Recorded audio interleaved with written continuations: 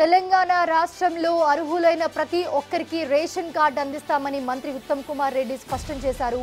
Ration card లేని ప్రతి ఒక్కరికి రేషన్ కార్డు ఇచ్చి 6 కేజీల సన్నబియ్యం ఇస్తామని తెలిపారు.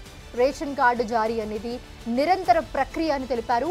సూర్యాపేట జిల్లా హుజూర్ నగర్ పట్టణంలో రామస్వామి గట్టు సమీపంలో ఉన్న హౌసింగ్ కాలనీ పనులను పరిశీలించిన అనంతరం మంత్రి వ్యాఖ్యలు చేశారు.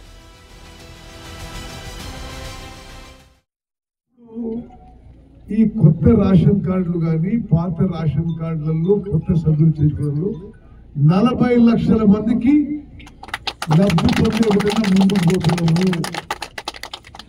26వ తారీఖున మొదలుపెట్టేది ఆరంభం మాత్రమే.